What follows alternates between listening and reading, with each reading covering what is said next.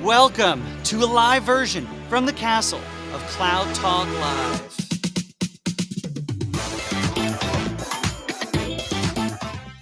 That is right. You heard right. If you could hear it over the music, everyone, we are actually live from the Rackspace corporate headquarters. And I want to welcome you for the first time to Cloud Talk Live from the castle. That's what we call this building, the castle. I'll show you some pictures in the future. I'll get a flyover of the facility. But for now, who are you? Where are you? That's what I want to know. Introduce yourself in the comments. Doesn't matter if you're on LinkedIn, YouTube, any of the other channels. We'd love to know who you are and where you are. And of course, if you want to get a hold of us, you can always do that by sending an email over to solve@rackspace.com. That comes into me, comes into Daniel, Julia, Megan, maybe even Benjamin. Benjamin's sitting, he's right over there. He's, in fact, he's producing today. Do you know who Benjamin is? He's my intern's son. That's right. He is producing the live program here for the first time. Really glad to have him a part of the program. All right. We also have a great guest for you today. It's one of our partners, actually a partner of partners. And so that's pretty fantastic. And you're going to love hearing from Michael in our conversation. We're going to do all the usual things. I'm going to tell you about what's going on in the cloud news. We've got people welcome. Actually, come here, Kevin. Come here. Hey, everybody. I'd love to introduce you. This is unscripted, but this is Kevin Jones, Rackspace CEO. Hey. Today's a big day, isn't it? It's a huge day. Why is it a huge day? Taco Tuesday? Taco Tuesday, the best day of the week. But we're also back to the castle. Yeah. That's right. Yeah, we're excited to have people back. Humans, human interaction. That's right. It's amazing. It's amazing. Yeah. Thanks for stopping by. All right. All right, everybody. Rackspace CEO just walking around the building, just proving that's not a fake background back there.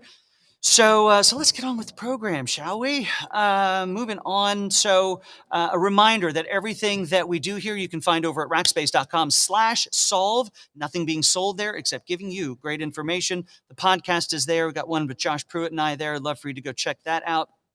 Now, as always, the first big segment that we get into here on the program is we get into the interview. And that's where we get in and have someone come in and share what's going on in their part of the world. Now, today, I have a great somebody to be on. His name is Michael Sterl. Michael and I, we go way back, like a couple of 3-4 weeks, but he's been helping manage Rackspace as the senior vice president from a company called ScanSource or Intelisys, that company that he was with that was acquired. And they're all about enabling partners to enable other companies to be able to go through transformation. And we're going to talk about how that is a little bit different. Now, I see lots of commenting going on. And before I bring Michael up, I just want to say welcome from India. Welcome to Mexico. I've seen some San Antonio in here. Welcome as well. Germany is here today. Texas is here. UK is here. So everyone, thank you for being a part of this. If you have any questions for Michael as we get going, go ahead and just pop them in the chat that you got there. So with that, Benjo, why don't we go ahead and bring Michael up onto the stage? Michael, welcome to Cloud Talk Live. Your first time here. Good morning. How are you, Jeff? I am doing fantastic. Now, you're coming to us, from Denver, correct? I'm in Denver today. That's correct. That's right. But you weren't in Denver last week. You were all over the world, weren't you? I was. I took a quick holiday through Ireland and figured out how to go from Denver to Heathrow to Cork to Dingle to Dublin to Newark to Denver in 9 days. And here I am back in the office. And eyes open and ready to work, too, which is astounding. Partially. Hey, well, let's dig in here a little bit. Tell me about ScanSource and what. Scott Nordstrom's here, old time racker. Sorry, not that you're old, Scott, but I'm glad that you are here.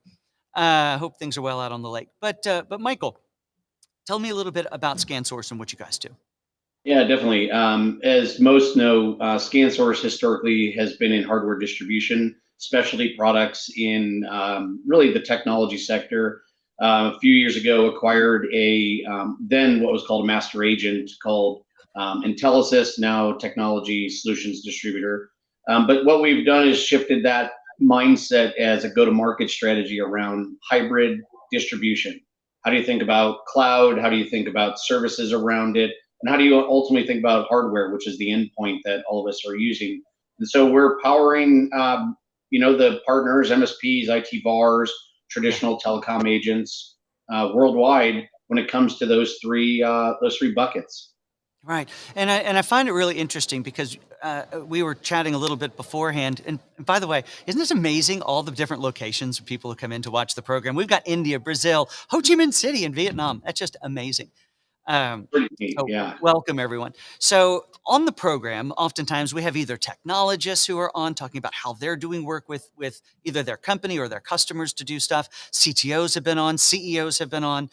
But now we're talking to you and your company, and you're about enabling other partners so that they can help enable this next wave of transformation next wave, this current wave of massive transformation that's actually going on right now. And I find that fascinating. Now, I was with you at one of your events up in Dallas just a few weeks ago, and I was really taken with the presentation that you had, and I thought maybe we could recap that just a bit.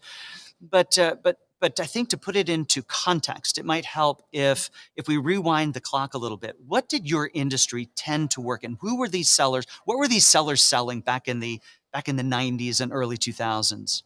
Yeah, I mean, traditionally it started off with, basic network elements. You think of internet, you think of voice, you think of wireless access points, routers, security, maybe on-prem exchange. And then that over time has morphed into just call it cloud, right? So you have your UCAS, your CCAS, you have Yeah, your public infrastructure solutions. And what had happened is, as that migration continued, our customers started asking for more. They right, wanted hardware. They wanted, hey, we have these applications and we need a monthly service or managed service around it. We need professional service to help yeah, install these services. So it really started to blend and really remove the traditional swim lanes that were in place between vendors. And we started to all source, support, configure, and ultimately sometimes bill for all things technology for the customer. right. Right, and what I find really interesting about it as well is as you think about, we look at everything through the lens of Rackspace, go figure, and through the lens of technology. But what your company is doing is really helping enable not just the transformation of end companies, but the transformation of how your customers, your partner customers, are having these conversations. Because as we've talked about on this show for the past year, and we've talked about for longer, is COVID really had created such an acceleration in digital transformation, and that transformation really impacted your customers as well because your partner customers were now having conversations about the entire digital experience and enabling that hybrid experience for their end users. Tell me about how you're helping to lead your partner customers through that conversation. Yeah, I think it starts with just overall education or awareness and getting the idea or the concepts that this isn't going away. This is now the future, and it's going to continue to accelerate even faster. If you think about not only COVID, but now supply chain issues, that's the first thing. So, education, awareness. The second is subject matter expert support. So, think about I'm a partner, I traditionally sold a voice service or some other technology, and now I have to go sell something else that my customer is asking me for. I may not Right. have those resources, so we're supporting them with the resources. Think of it basically as engineering. And then the other idea is just the tech stack in general. What's the portfolio look like? My simple view of this is the consumer behavior is driving the business behavior. We want to go to, in that example, we go to Amazon, we want to buy everything from Amazon. That same thing's happening in the business where they want to go to one person or one source to get everything. And so we're trying to build the technology portfolio to support what those asks are with the Yeah. business. So ultimately, it's how do we sit on the sidecar? You bring us in when you need it. You can buy things when you need it. We can configure things when you need it, but it's not the same configuration for everybody. And so that's the idea: is meet the partner where they're at to help them enable the customer and where they're going on their digital transformation journey. Right. Now, if we, folks, we connect the dots between what Michael's doing with his partner customers as they work with their customers. It is not unlike what I'm sure you're experiencing inside of your organization. Think about it. Your organization is going through massive transformation, has been going through massive transformation. And you, if you're watching this, chances are you're somewhat interested in this level of technology conversation in helping companies transform. As such, you become this proponent for transformation, this proponent for change enabled by technology. And so what Michael is doing with his partner customers is not unlike what you're having to do. You're having to become a champion for this type of thing and helping, because you have this vision, you know what the future is going to look like because you're an expert in data. Maybe you're an expert in robotic process automation, one of my favorite technologies these days, or even just all out, you're cloud architect or cloud aware. And so as you think about how to sustain your organization and how your company is going to succeed, you see that happens in large part through technology. Now, what Michael is doing is he's helping these partner customers that used to, in all transparency, used to be able to just go sell networking, a lot of networking. And that was a great business for a while. But now, like Michael was saying, these customers are ultimately looking for one relationship to help solve everything. And that's really where Michael and his team come in and be those subject matter experts to help them see the future and then attain the future. So, Michael, what are some of the stumbling blocks that your partners are encountering these days that you're bringing in other partners, like a Rackspace? This isn't a Rackspace commercial, but what are some of these stumbling blocks? Yeah, I think the biggest thing I look for is they don't necessarily know what questions to ask. So we walk into a business and we've traditionally looked at optimization of a business as cost. And if you actually peel back the onion, the stumbling block is optimization is no longer just cost. It's all about workflow efficiencies within a business. So now we've created what used to be go talk to the IT manager or VP of IT or CIO or CTO. Now the complexity is we have many people making decisions. So we have, and you think about it, like if call it 60% of decisions are made outside of IT on what kind of tech we should purchase, that changes the complexity of the decision-making process. Options cause confusion in that scenario. And then Jeff, the other thing that I always think about is what triggered for me is COVID created a tech sprawl complexity.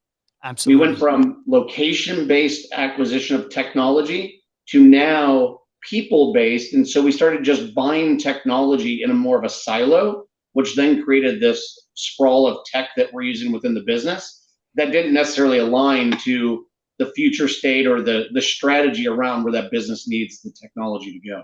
Yeah. So two really quick things. I wanted to interrupt you there because the first one was so powerful, and that is that I forget the specific number you cited there, but what huge percentage of technology decisions happening outside of IT. And that's what's causing a lot of this sprawl, because the business is so much more in the driver's seat as it relates to those technology decisions.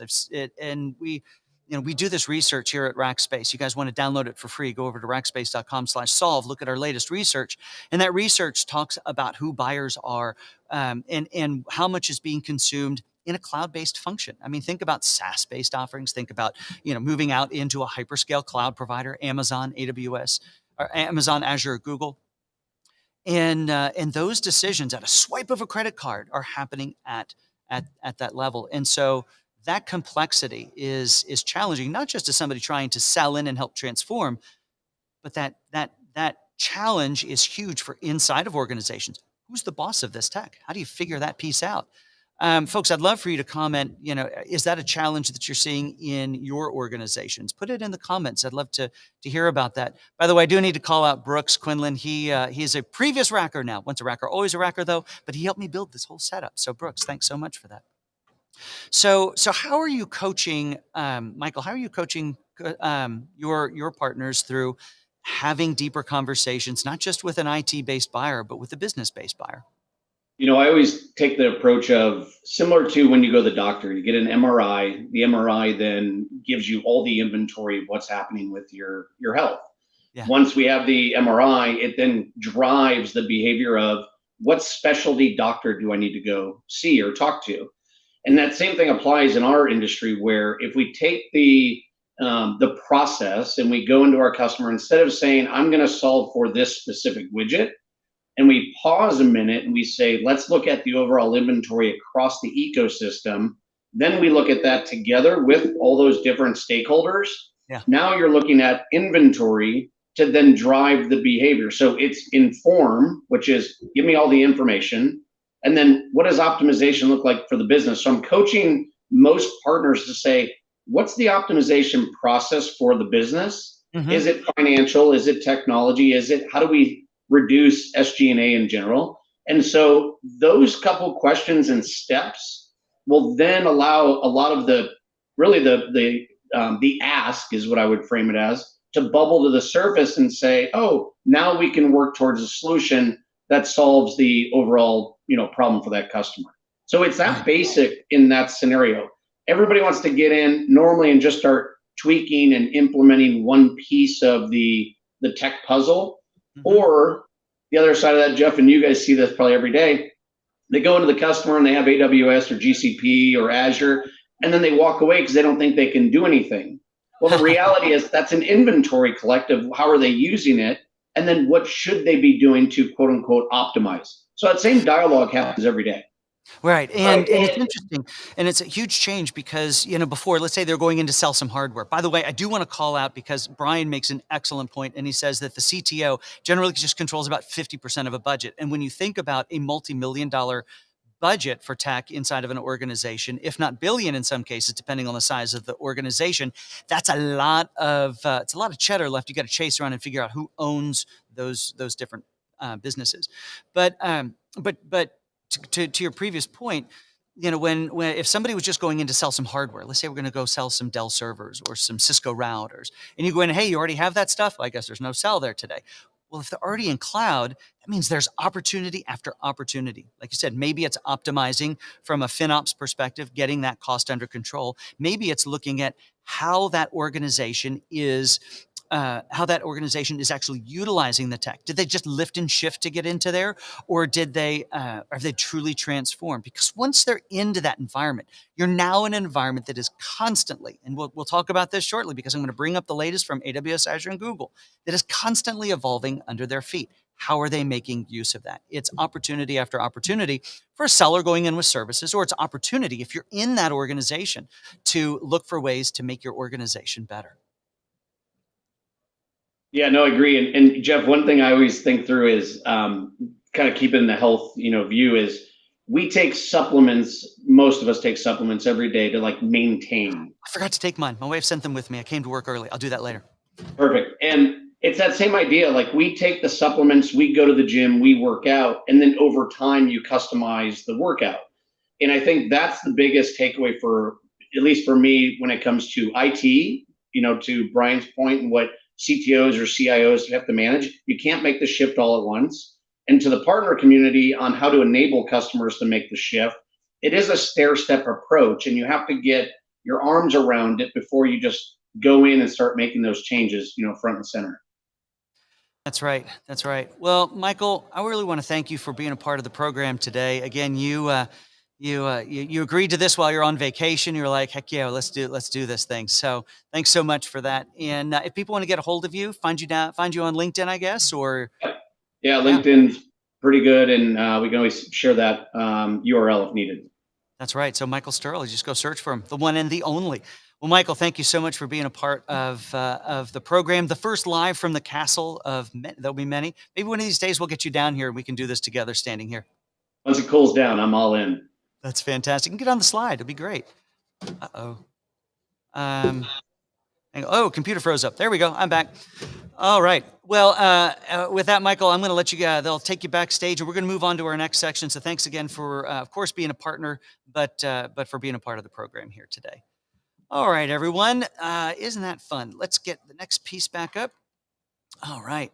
So all of this information, as mentioned before, can be found over at rackspace.com/solve. You can go look up Michael Sterl on LinkedIn, connect with him. He's a great guy, lots of great information. Obviously, he's pretty smart about what he's talking about, too, and a great partner here at Rackspace.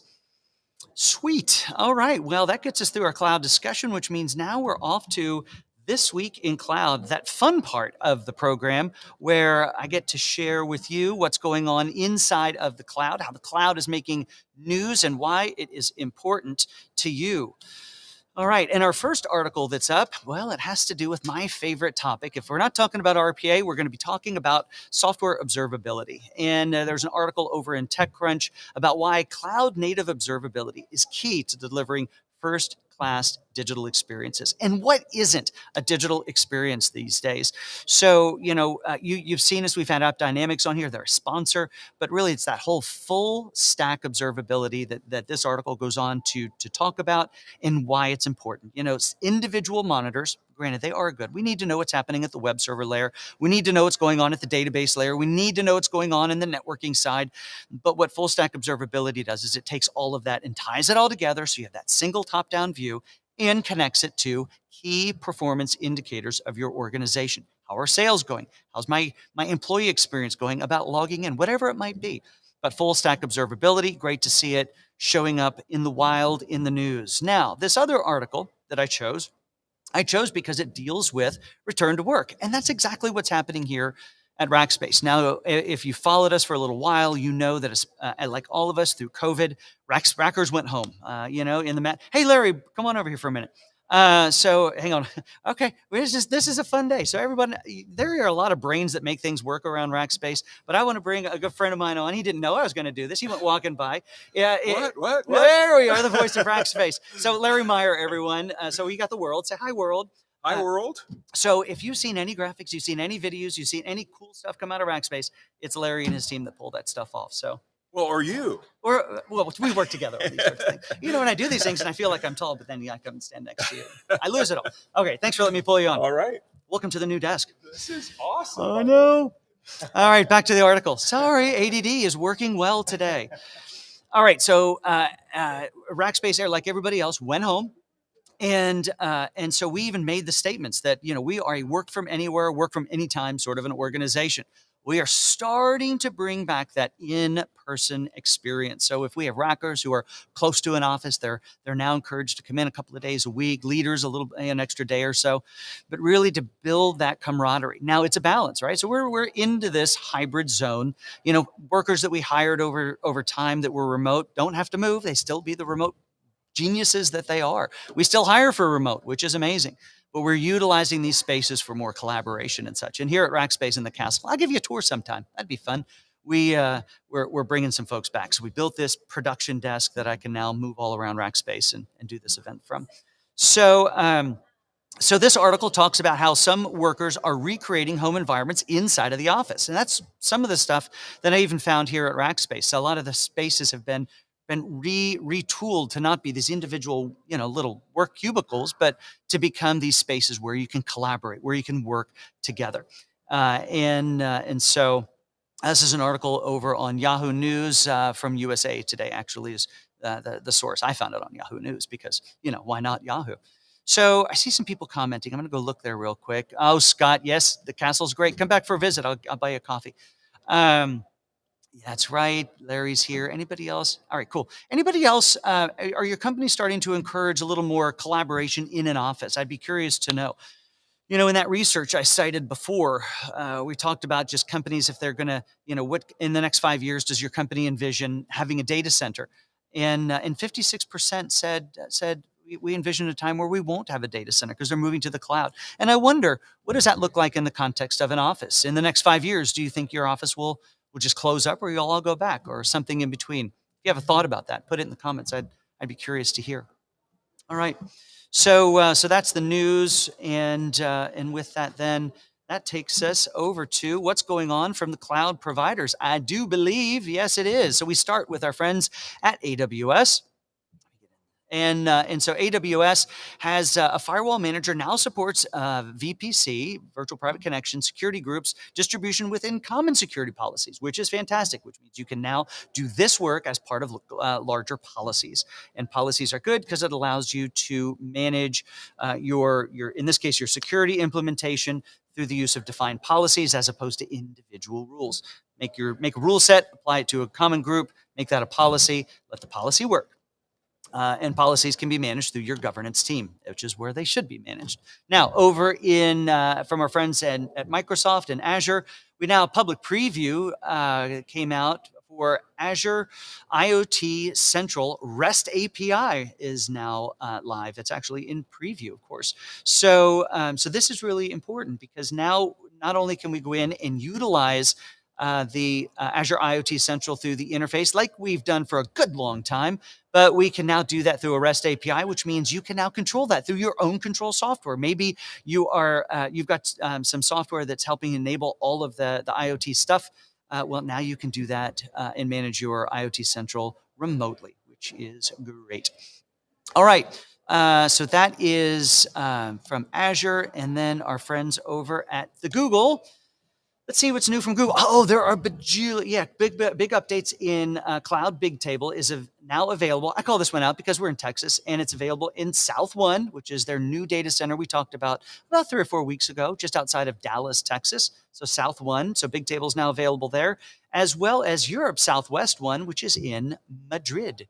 So more capabilities showing up. Now it's kind of interesting to call that out because if you're newer to cloudy-based stuff, then you think about all these different regions of these from these hyperscale cloud providers, and they spin up new ones. Well, the full suite of capability isn't there on day one. Core capability, yes, but what you see as evidenced here is new capabilities now start to pepper in as you go. Now, this gets important because as you're maybe working with a team to architect solutions and you think about where your users are distributed, you need to make sure that the services that you want to utilize are available in your region.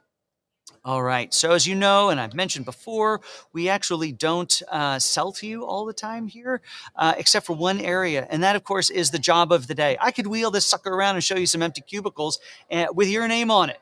And would love for you to head over to Rackspace.jobs. You'll find all sorts of stuff there. But you'll know that I always have a job of the day. I'd love for you to come hang out with us here at Rackspace.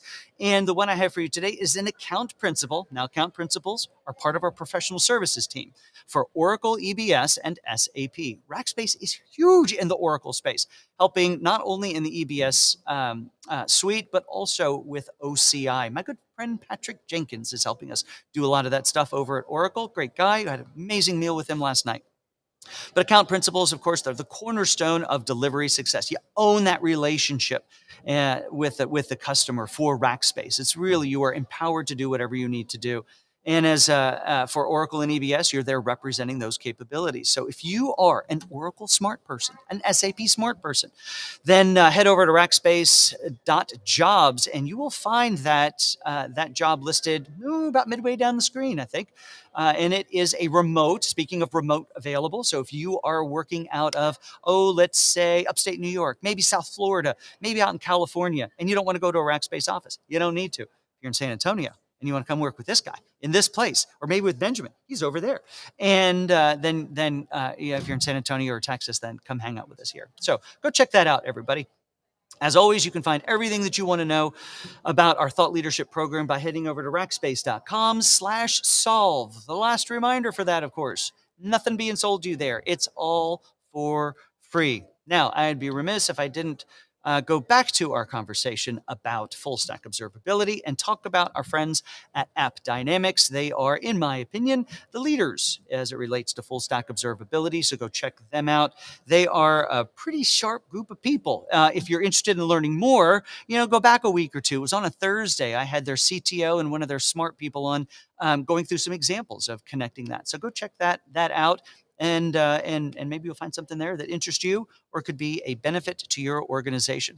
Well, folks, next week we're back on Tuesday. I think I'll be here. Maybe I'll choose a new location. But Rebecca Penapinto is going to be on. I got to know Rebecca at my time at CloudReach. Super smart woman. She has been working in and around IT for a good number of years, has her own very successful video podcast called The Daily Drive.